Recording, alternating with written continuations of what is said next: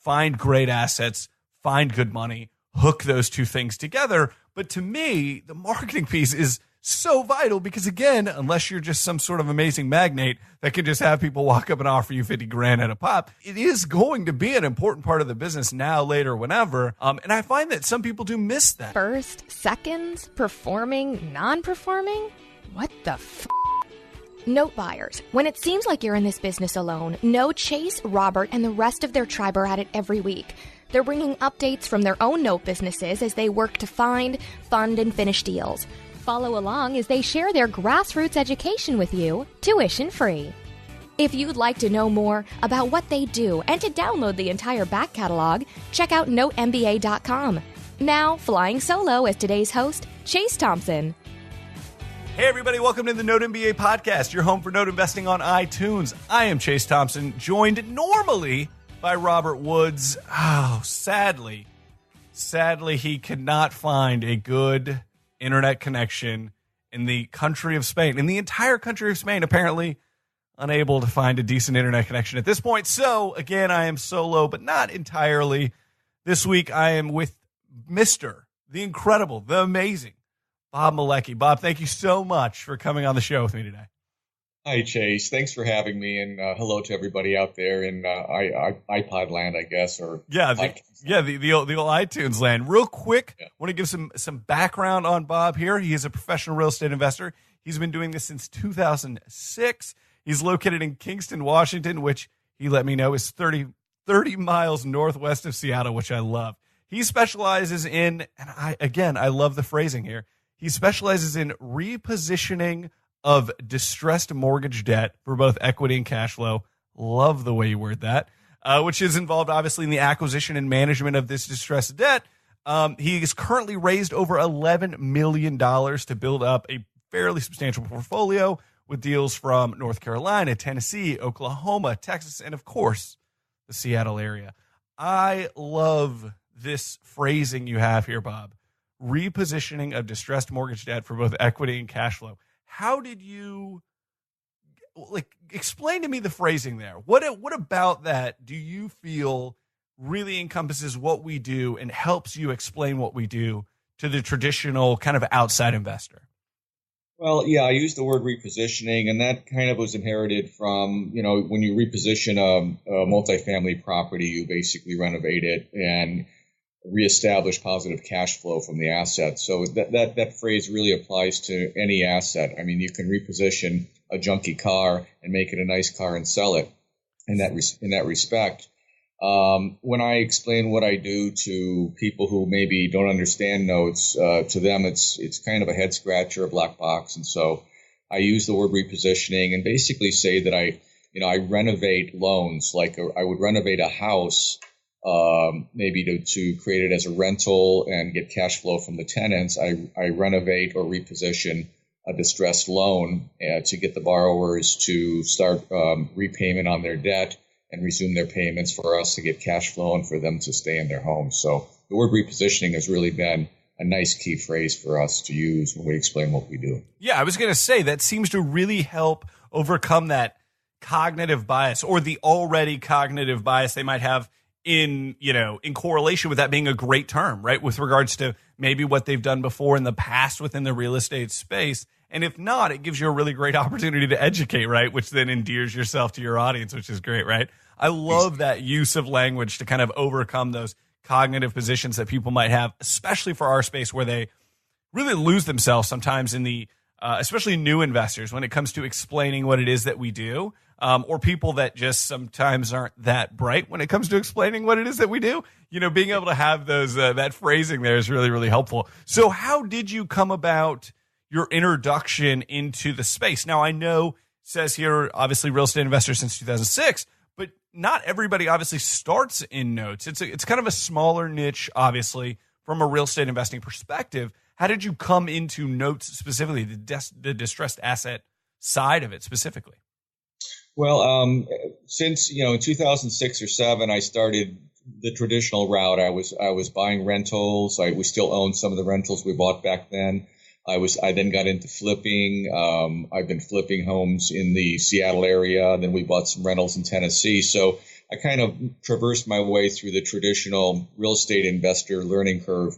And Eddie Speed had come to our RIA group and called REAPS over in Seattle and a few times. And, I don't know, five years ago, I saw him. I had no idea what notes were. I didn't really care. I left early. It just didn't make sense to me. And then between that visit and his visit about 3 years ago, my real estate agent, who actually specializes, she buys mobile homes and then puts them on a new property and fixes them up and sells them on a seller carryback. Mm-hmm. She found a note for sale on a single wide home in Seattle, trailer park, that the sellers, the owners of the note sold it to another couple, and they were moving out of state, and they wanted to sell their note, liquidate it, and get the cash out of it. So I ended up buying the note. It was a $15,000 face value. I bought the note for $7,200, and we're still collecting payments on that from the borrowers. But I bought it in my IRA, and it gave us a 42%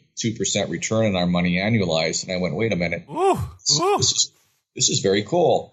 And so I kind of got back into reviewing, just remembering Eddie Speed and remembering notes, and got on Bigger Pockets and started doing my research. And then about, right after that, Eddie came back to our RIA group and gave his presentation, and it all made sense, and it validated a lot of what I've been researching. So I dove straight into buying distressed debt.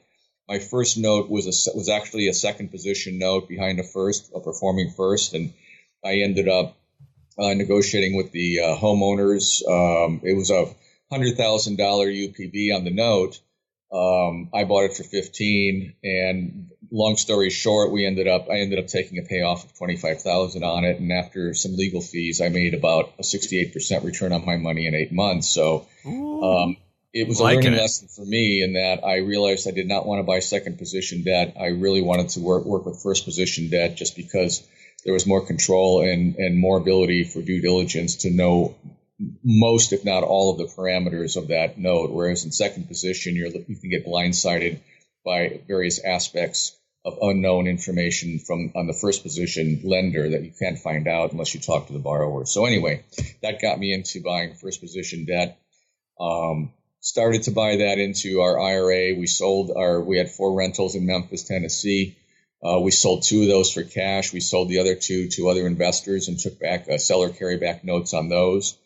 And then started using the capital from that it was in our IRA, as well as from the sale of those properties, to acquire more notes. And so I developed a platform I use FCI for servicing, developed a platform of vendors, servicers, VAs, and various partners to be able to buy distressed debt and work it through a resolution to get it reperforming and cash flowing into our IRA. Yeah. So you were, to take it back a little bit, you were already investing.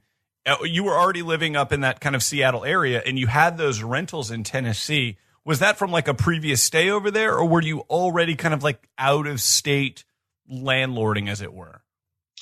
Tennessee was I've always lived out here. Well, not always. I've lived out here for 15 years, but Tennessee was, years ago, I heard about this phrase called turnkey investing. And so sure. I got on a webinar. I think at the time my IRA was with Equity Trust, and they did a webinar with Memphis, Memphis Homes. I forget the Memphis, was it Memphis Invest or something Memphis like that? Invest, yeah. And they were talking about the Memphis market and how they buy these distressed homes and fix them up and sell them to investors. And I went, wow, that's pretty cool. So my cousin, who lives in Ohio, we partnered with his IRA, my wife's IRA, my IRA, and his IRA partnered. And he and I met in Memphis, and we hooked up with Memphis Invest and started looking at properties. Oh, okay, I see. Yeah, for sure. We actually didn't buy anything through Memphis Invest. We went through another turnkey provider, but we ended up buying 4 properties in about 4 months remotely. And then we went back out there in the fall and actually had our property manager show us the properties that we bought, and they were full of tenants. And so it worked out really well. Yeah, for sure. Well, that's like one of those things that I feel a lot of newer investors, people that, we've been able to turn on to say, JB with us on deals or different things like that, have been people that have done local deals, right? Not as many people are quite as keen, even if it's a turnkey position, not quite as keen as that out of state or, going kind of a distance. Now, you might have had that slightly closer Ohio contact there, but that's quite a distance for a lot of people. And so that's one of those areas where when I was first getting started in the note space in general, obviously being in Texas, we have a lot of really great notes here. They're just, sometimes there's not a lot of meat on them because they are really, great deals and things like that. And so finding those investors that are as comfortable going outside of their backyard sometimes is a little unique. And so that's what I thought was really unique about your position kind of getting started. Not only was it from an IRA, which a lot of people, it's on our list to talk about, right? Self-directed IRA investing. Already a lot of people don't do enough of that, but then they're also not necessarily as keen as that out-of-state investing. So I thought, kind of a great culmination, this perfect storm of like Bob Malecki, Real Estate Inc., like you were just doing so many things really well that a lot of newer and even experienced investors just aren't quite as keen on just yet until they get a little bit more sophisticated and really get a lot more comfortable in the space. Yeah, it's I go to meetups here in Seattle with real estate investors, and I talk about buying notes, and they're like, well, how many notes can you get in Seattle? And I said, really none, because it's appreciating too much and the values are too high. And, I buy notes in the Carolinas or Texas or wherever, and they're like, wow, they're like amazed that I can buy stuff outside of my own area. And there was a radio show, Real Estate Guys radio show, and one thing they always say is live where you want to live, but invest where the numbers make sense. And I've always used it. Oh, that's great. I'm going to totally steal that.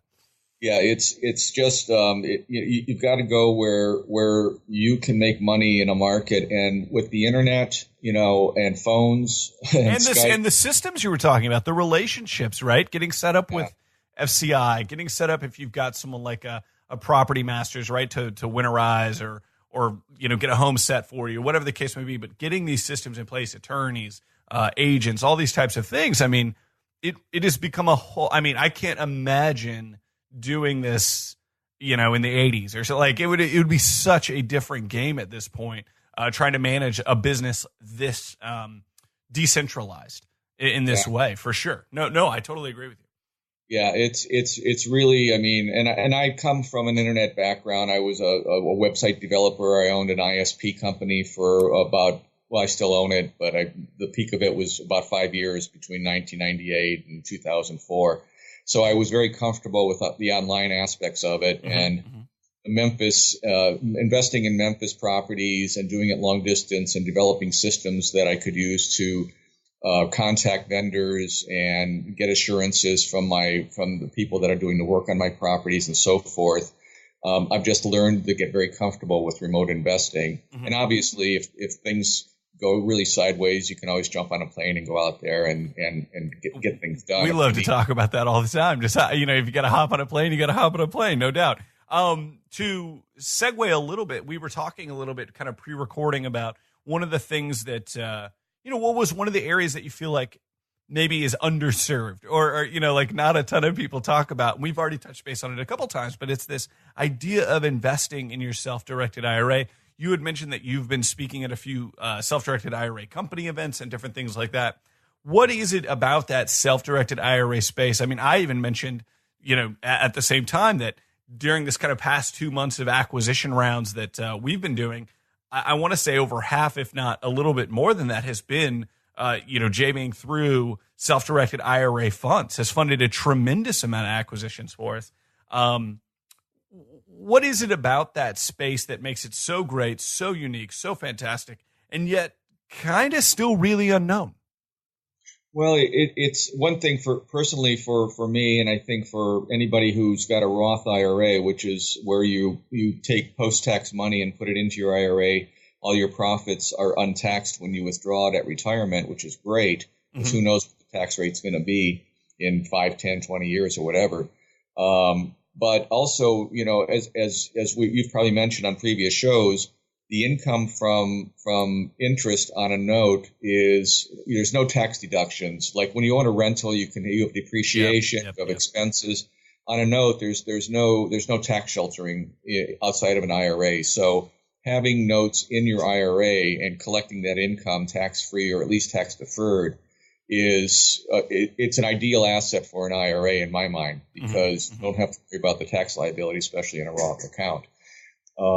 And for those investors who are more passive and want to partner with your company, my company, whoever, and they just want to invest in notes and let somebody else do the work, let's say on a JV, again, an IRA is a great vehicle because they're generally not going to need that money for quite a while, so they can sit on that in their money. Their IRA money can sit in that asset for a longer period if they don't need it, and they can just generate income from it through that partnership or through that investment.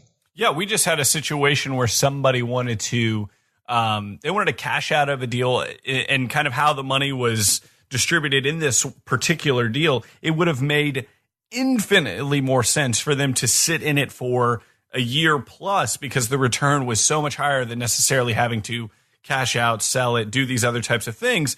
But they, like you said, because they were not in a position to be in about the only sheltered, as it were, kind of space within this space, to be able to take advantage of that. So it was like unfortunate. They took a slight hit to what is the, annualized return, merely because of how they had to exit the deal, as it were, because they chose to exit the deal in that way. But having sat on it, if they would have been able to do so, would have been much better from an annualized return perspective and just in general. So that's kind of unique that would be the case. What is one of the ways that you are, not just because I know personally you said you have them in your IRA, what is one of the ways that you are going about finding those individuals? Or is it mixers? Is that like going to, say, a Quest IRA event, or I don't know who the big IRA company is out in your neck of the woods, but is it going to mixers and things like what is the best way to go about starting to get a little bit more familiar with the space, understanding limitations and benefits and all of that kind of stuff within the space as a new investor? Well, I find, I think through the RIA group, through Meetups, I'm involved in 2 or 3 different Meetups in the Seattle area. I have my own note Meetup, and occasionally an investor who maybe has done a few flips or has a rental will come in and they're curious about notes, and they may have an IRA that they want to deploy their capital in. So I think it really has to do mostly with networking, sure, both locally and at national conferences. For me, doing speaking engagements, doing presentations to a custodian or an administrator to benefit as an educational tool to their clients. I mean, you can't pitch anything to these sure self-directed companies. It has to be educational, but then it does create a bit of a attraction back to you if they're interested. You do the follow-up with the funnel and the sales funnel and everything. But yeah, it certainly creates the opportunity for sure. Yeah. And there was actually a couple weeks ago self-directed summit, and if you go to selfdirectedsummit.com, it's still, the replays are available. I spoke on that panel on that. It was a 2-day online virtual summit, and there's a lot of great presentations from both IRA custodians, investors who have deployed their IRAs into multifamily or rentals or various asset classes. So that would be a very good place for a lot of people to go to, just to kind of get their heads around how deploying your IRA money into an asset class like notes or other real estate assets would work. And Jamie, I forget her name, Jamie had put this whole deal on, and it's really a nice online, watch it as you have time summit that would help explain that. Yeah, it's extremely sharp. I'll be sure to link up everything that we're talking about in the show notes over at notmba.com. So definitely go check that out. We'll have a link out. And it was the self-directed IRA summit, right? Or self-directed summit. It's just self-directedsummit.com. That's right. I think I've watched 4 or 5 of the presentations, not in a row. I watched a really great presentation on setting up a fund. And I know that you have a fund, and we can definitely dive a little bit more into that here in just a minute. But I've also seen you present on marketing. This is the do's, the don'ts, the hows, the best practices and kind of things in marketing. Just off the top, like the shortest answer, just kind of like rapid fire answer. Do you ever cringe at some of the things that you see people do marketing in the real estate investing space? And if so, like scale of 1 to 10 on the cringe factor. I'm a solid 10. So that's why I'm asking from someone like yourself who's, you got raised $11 million, this kind of stuff. Some of the stuff I see, I just, whew. Yeah, well, I mean, it's when you see some bad marketing, some ineffective marketing, it makes me cringe. Yeah, sure. And also when people overmarket, I'm on quite a few note investor newsletter distribution lists, and just looking at classic mistakes, they have too much text. Or they're stating returns, which is kind of pushing the securities limits. Definitely pushing some bounds. Yeah. Uh-huh. Yeah. So it's difficult, I think, for most common investors to market because they don't have a background. You and I are special because we have a background in it, and so we can utilize those tools. But yeah, I've seen some not so good stuff, and it's unfortunate. I almost want to reach out and say, hey, you really shouldn't do this or that, but I really don't have the time to try to be the police of the police. Yeah. For you, what is the what is just some general do's and don'ts? I know that you're obviously a huge proponent, both from a legal perspective, but also just from a generally great idea. But obviously word of mouth. Word of mouth is one of the best ways, right? Go out, do a phenomenal job for somebody, provide a really great service, view this space as a really great service to somebody. And then of course that is going to proliferate and spread, right? Again, raising at $11 million this far, it would be impossible for you to not have a word of mouth opportunity there. But that's really that's the best, right? That's the pinnacle that you want to be able to get to, is the point where people are just so overwhelmed with how great the service has been thus far. Not just oh my gosh, the returns are exactly where they want to be, but the communication level, the level of detail when it comes to dissolution. Just all of these things, right? That's kind of that's the gold standard. Is that word of mouth, someone bringing a potential client your way, right? Yeah, it's what I've found is creating a bit of mentorship. What we call educational sales. Where you educate somebody, you give a lot, mm-hmm. You provide a lot of value added information, and don't ask anything in return. So I have a meetup group for distressed debt. We have 30 members. We have maybe 10 to 15 show up on a monthly basis, and we meet at a pub. And I just talk about notes. I share information. I push stuff through to the discussion board on the Meetup page about industry trends, and just basically provide a lot of information. And I don't ask for anything in return. So it's a bit of an attraction method of Sure. creating leadership and mentorship to these people and to these individuals. And basically what I found in terms of raising capital is people need to know, like, and trust you. Those are the three things. You can say I'm the greatest investor in the world and here's my success rate, but until they kind of get to know you and they like you, and then they realize they can trust you based on your credibility, your performance, and you've done what you said you will do, then they're more apt to invest with you. We found that over and over and over again. So it's rapport selling in that sense. And it's not really even selling. It's basically just putting yourself out there with your knowledge and an opportunity, and you will attract those who recognize and understand it. Those who don't recognize and understand it, you may not want to bring them into a relationship because they're going to be constantly asking questions, or if they don't understand it, after a certain amount of time, then they're going to drag you down in terms of wanting to know more info and being frustrated that they don't understand it. So mm-hmm. It's kind of a self-fulfilling prophecy that if you attract people who know, like, and trust you, and they understand what you do, and they want to work with you, then you've got a win-win all the way across the board. Well, we're going to be huge proponents of that. You are on episode 94 of the free on iTunes Know to Me podcast. So we're already big fans of that. So that's huge. Not to belabor it any more than necessary, but one last thing I want to ask you regarding this area. We've talked about marketing before on the show as dedicated shows, side things, and what have you. We've had specifically people reach out to us that are just like, hey, I like a little bit of that, but I don't really know how important that is to my business. Can we talk a little more case study? Can we talk a little bit more of this? To me, it is a huge component of the business. Now, obviously, I've got a slant that way. This is kind of the background I come from and what have you. But, I can't tell you the last time I was just sitting at a coffee shop enjoying, a cup of coffee, getting some work done and someone walked up to me and said, "Hey, can I give you 50 grand?" Like that's never happened, right? Like, "Hey, do you have any notes to read about?" Like that's never going to happen. So this idea that marketing is a part of your business, but it's kind of that, I get that obviously the job here is to find great assets, find good money, hook those two things together. But to me, the marketing piece is so vital because, again, unless you're just some sort of amazing magnate that can just have people walk up and offer you 50 grand at a pop, it is going to be an important part of the business now, later, whenever. And I find that some people do miss that. They miss how important that component and piece can be.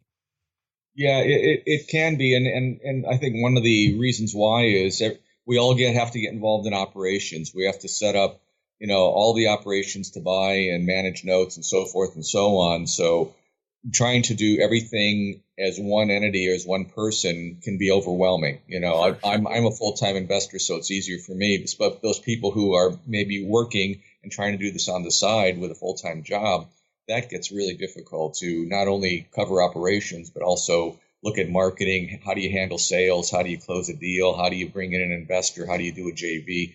It's a lot of work. And I brought in partners in our fund in Resolution Capital Management. Mm-hmm. I have my partner, Ben Cote, lives in Daly City near San Francisco, and Kevin Moen lives in the Seattle area, and we work virtually for the most part. Kevin and I will meet once a month and do sales planning and marketing. But having partners to me has been exceptional because I've been kind of I can do it all myself guy for, serial entrepreneur since 1997 or 8.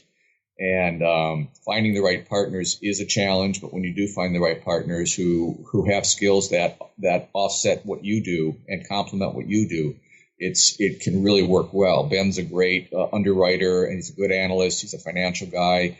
He's been doing mortgage brokering. He's got 20 years of experience. Kevin is a great sales guy. He also is a note investor. So he knows how to talk to people and do the calls and do the 10 calls a day. And I'm a marketer and an operations guy. So we have a really nice three-legged stool now that's very well balanced, and it works great. That sounds fantastic. Yeah, for sure. Anybody who's met Robby and me, you know that we are definitely that Venn diagram as well. So it works out really, really well for a lot of people, definitely. But finding that partnership, obviously very important. So we've talked a little bit about that fund. We've kind of mentioned it a couple times, the fund. Your particular fund is a Reg D fund, correct? Correct. Yeah, it's Regulation D 506B. And that's the exemption that we file under. That's a very common exemption that most real estate funds will file under a Reg D 506, either B or C. And it basically, what an exemption means in essence is that we're not a publicly traded company like Apple or Microsoft. Ever. We filed an exemption to not be publicly traded, to be a private equity company. And so it's a filing with the SEC, and then there's certain state filings you have to go through when you get investors in different states. Yeah, and if I'm not mistaken, with something like a Reg D, that is accredited only investors? No. Okay. So that's okay. Go for it. Yeah, a Reg D 506B, you can have up to 35 sophisticated investors and an unlimited amount of accredited. In a Reg D 506C, which is the newer version, that's the one where you can advertise and market, but you can only take in accredited investors. I see. Got you. So fantastic. So y'all can have up to 35 people that get it, and then accredited investors down the way. And now this might be getting a little too in the weeds. Does that mean at the 35th person you have to drop off if someone comes to the table that's just outside the accreditation window? Is it 35 lifetime? Like how does that? Do you know? It would be, if we have 35 sophisticated non-accredited investors in the fund, then we would not be able to allow anybody who's unaccredited into the fund thereafter, right? Unless one of those 35 want to do a withdrawal and back out of the fund. So, is there is there a transition period? Like, what if you take someone that's like on the cusp into the accreditation field because things have been going well? You've taken them maybe to the net worth level they need to be at, or the whatever that level might be. Do they just roll over, or is there some sort of filing at that point? No filing, but we would have them complete a new investor questionnaire. Basically, Yeah. it's a self-accreditation questionnaire, so that they would refile that, saying they are now accredited, which would then open up one slot in that 35 range again. Yeah, very cool. Well, that's awesome. And that's kind of the goal, right? Like you want to be able to take those people with you and kind of transition them over. That's obviously becomes a really great marketing tool, a great sales tool. We've been able to help people get over the hump, which is cool. Of that 11 million raised, has that been solely for the fund? Has that been outside of it? Has it been all notes, general real estate? What's that been about? That's basically the amount of money, capital I've been able to raise over since 2008 or 7 when I started, 2006, 2007. So that's my historic personal raise. In the fund itself, our fund is a $5 million cap. Okay. And what we've done, there's a lot of ways to create a fund for virtually unlimited, but ours is a closed-ended fund, meaning it's got a termination period, and we made it a 5-year fund. So we're raising capital in year 1. We're going to deploy it as we raise it into buying distressed and performing notes. We did a 40-60 ratio, 40% performing, so we can get cash flow in the fund right off the onset. Nicely done. Good. Yeah. 60% non-performing, so we have the remaining time of this year and next year to get those reperforming.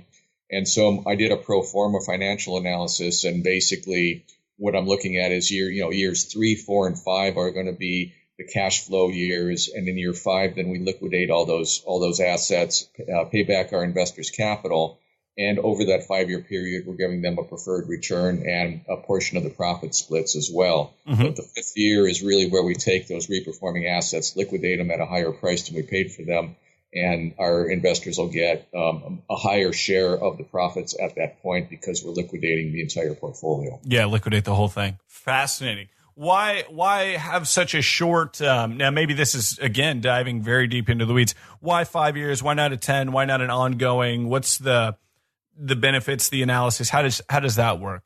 Just less overhead, less work, less filings, less...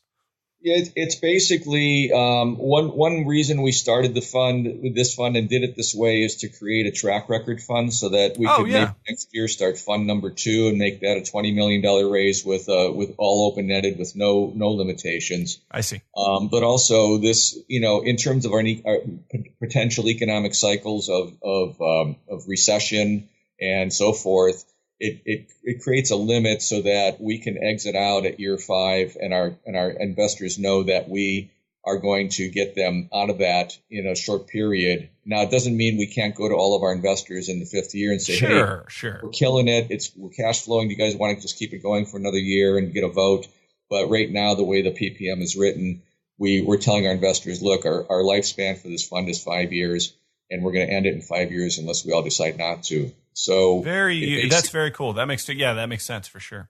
Yeah, and so especially for maybe an older investor who's using their self-directed money and they're in retirement already, they may not want to be in a fund longer than 5 years because they may need that capital for their retirement income. Yeah, well, definitely, for sure. And they're like, for them, they're out anyway, or whatever the case may be. I'm 48 and I want to be out next number of years, or whatever the case may be anyway. Very, very, very cool, very unique. So what is, at this point, this stage in the game for you? You clearly are very experienced. You know it's what. For those new investors coming in that want to do this as, that next career that they're moving to. They don't just want to JV with guys like us or whatever the case may be. What are some of the pitfalls you'd have them look at, or the places that they can look to or should look to for those tips, those techniques, different things like that you've been able to glean over the years now? Yeah, I would say, the pitfalls are not educating yourself well enough. Like any real estate investing asset class, you need to get to know where your resources are, what the business model is, what the risks are, so forth and so on. So getting an education is really key, and networking, obviously, in this business, because it's such a small industry. Networking and leveraging other people with more experience. I'm a big fan of bigger pockets. That's kind of when I started my note investing. I asked a lot of newbie questions and got a lot of good advice, and now I'm back there mentoring and giving advice. So going to local RIA groups, going to conferences. There's Paper Source, there's Note Expo, and actually next week is a new conference called IMN. It's down in Are you going to be out at IMN? Yeah, I'm going to attend, and I'm actually speaking on a self-directed IRA panel. Of course you are. I love it. That's fantastic. So, but going to the conference, for somebody starting in note investing, I'd say bigger pockets, pick up a few books. Faquan Bilal's got a nice book on Amazon that covers both first and second position. It's a 10,000-foot overview of note investing. Dave Van Horn's got a white paper he just published and available from his website. Read some books, get your head around the space, go to a conference, sit there and listen and learn what you don't know and ask those questions, and then get out and network in the hallways at these conferences and start teaming up and asking questions and creating synergies with yourself and other note investors, more advanced note investors that you can call or email down the road when you start maybe getting into buying an asset or looking at buying something and investing. That's huge. Yeah. That's a really big, that's a massive tip. That's what I did literally almost the very first month that I pulled my head out and decided to start doing this. I went to Noteworthy in 2014. That's actually where I got hooked up with Robby for the first time.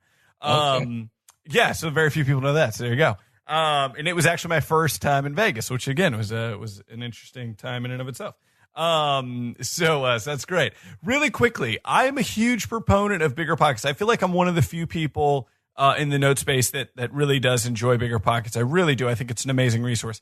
But I have to ask, there is a bit of browbeating on note investing in general by some of the people that are in the community there.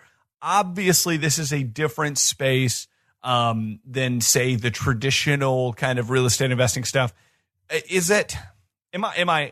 Obviously you might have the opinion I'm exaggerating a little bit on that, but like, I really feel like that happens in that space a little bit, not fear mongering, not quite that far, but is it because it's so easy to very quickly find yourself in a bad space within notes as opposed to other types of real estate? What is it about that?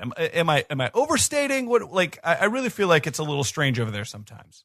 Yeah, I do agree. There's a few really good experienced investors there who are very conservative, and they point out the risks almost to the point of putting the fear of God in you. But right, sure, for good reason, because in notes you're dealing with CFPB, Consumer Finance Protection Bureau, Dodd-Frank.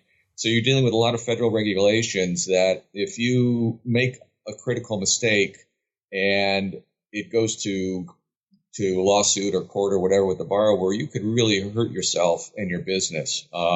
So you really have to be careful when you buy notes, and there's all those compliance issues and so forth. So it goes back to the education side a little bit. For sure. You get a lot of newbies who maybe have gone to a presentation at their RIA group, and some guru has come and talked about how great notes are and this and that, and they get all inspired, which is great, but they tend to then not realize that there is a dark side, there is a compliance side that you have to deal with, and that's extremely boring and extremely unsexy, but it's part of the business. So having these more conservative people on bigger pockets that can remind these newbies, and even me and other people who are maybe getting a little over enthusiastic about a certain note, and you have to step away and look at what are the ramifications. I just posted a question about licensing in Georgia.